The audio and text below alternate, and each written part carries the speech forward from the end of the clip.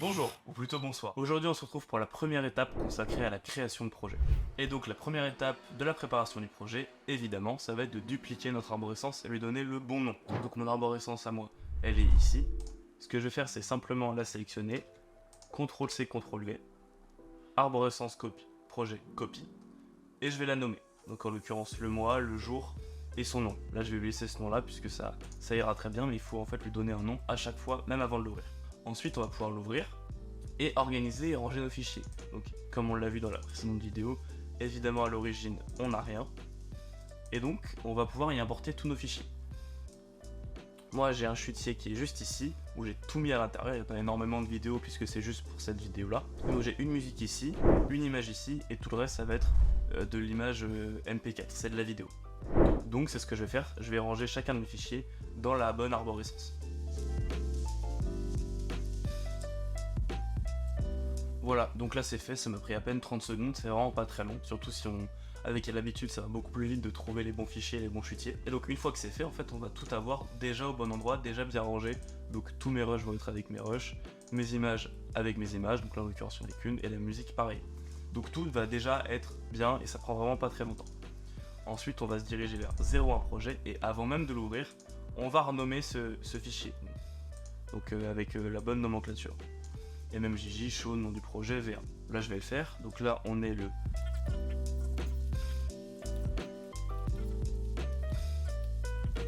Et ça il faut le faire avant d'ouvrir son projet.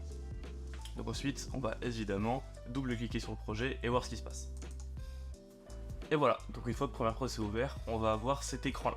Donc il peut faire un petit peu peur, un petit peu rustre à la base, mais en fait c'est assez simple. On va pouvoir faire le tour rapidement de ce qu'on a. Donc dans cette fenêtre ici, on va avoir les options d'effets, donc c'est le panneau qui va pouvoir nous permettre de traiter la rotation, la vitesse, l'endroit d'où est notre vidéo finalement. La source, c'est en fait ce qui va être le rush de notre timeline ici. Le moniteur de métrie pour tout ce qui va être la couleur, et ensuite d'autres petites fenêtres un petit peu plus complexes entre guillemets. Ici on va avoir tout ce qui va être nos chutiers, donc dans le projet, on va retrouver les mêmes 01 séquences média, graphique, sound, et évidemment pas export puisque nos exports sont eux en natif sur l'ordinateur. Et on va aussi trouver 00 template séquence qui était ouvert juste ici. On y revient juste après. Ici, programme donc, ça va être ce qu'on va avoir quand notre tête de lecture est sur ce panneau là. Ce panneau là, c'est notre timeline, et on va l'ouvrir juste après. Ici, ça va être notre courbe de son, dont on va servir pour savoir si notre son est bien mixé. Et ensuite, tout ce qui va aller voir à droite, ça va être nos effets, nos objets graphiques essentiels et notre amélioration essentielle de l'audio. C'est les trois qu'on va utiliser la plupart du temps. Et donc, une fois que ma fenêtre est ouverte et que j'ai tous ces panneaux là, il va falloir que je sélectionne une séquence. Donc ils sont dans 00 template séquence. On va avoir exactement la même nomenclature, donc mois, jour, show, nom du projet, et ensuite deux petits chiffres, 1, 4, 5, 16, 9 en l'occurrence il y en a 3, et 9, 16 il y en a 3 aussi. Ça en fait c'est des formats, donc 1, un format carré, 4, 5 un format qui sort même plus sur Facebook, 16-9 sur un format paysage classique et 9-16 un format portrait de smartphone classique. Donc évidemment on va surtout utiliser 16-9 ou 9-16, mais les deux autres y sont aussi. Donc on va en sélectionner une, ici c'est du 16-9, CTRL-C, projet, séquence, on clique seulement, CTRL-V. Voilà, notre séquence vierge est dans notre chutier séquence. Ici je vais pouvoir évidemment la renommer. Quand je l'ouvre, ça m'ouvre ça. Mais d'abord je la renomme de la même façon que ce qu'on va avoir ici, et donc pour être sûr de ne pas faire d'erreur ou de faute de frappe, ce que je vous conseille c'est de retourner dans votre chutier d'explorateur de fichiers, CTRL-C, CTRL-V.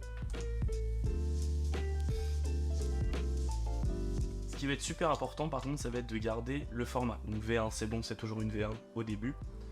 Et ce qui va être important c'est de garder le format, puisque parfois on peut avoir une vidéo qu'on va vouloir plus en format Reels, donc 9-16, ou alors aussi en format paysage, donc 16-9. L'important de garder le format pour pouvoir ne pas s'y perdre. Et donc comme on le voit, on a ouvert ici exactement la même séquence qui porte directement son nom.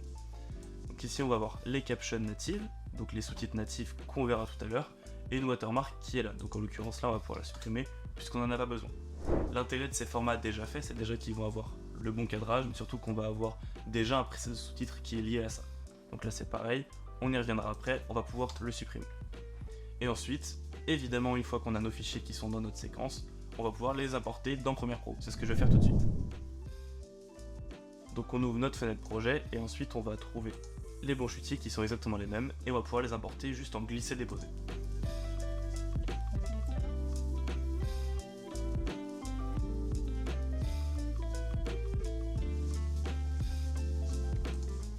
Et voilà, donc là c'est fait. Encore une fois, c'était vraiment pas très long. Et ça te permet d'avoir tout au bon endroit directement aussi dans mon fichier. Donc là, l'important surtout, c'est d'avoir les choses qui sont au même endroit dans notre explorateur de fichiers et dans notre fichier Premiere Pro pour que tout se linke bien et qu'on n'ait pas de problème à l'ouverture du fichier. Mais une fois que c'est fait, et comme il faudra souvent le faire, on va avoir CTRL-S. Et grâce à ce CTRL-S, en fait, je vais pouvoir sauvegarder directement. Et il n'y a pas à enregistrer sous puisque c'est déjà enregistré directement dans l'arborescence d'origine.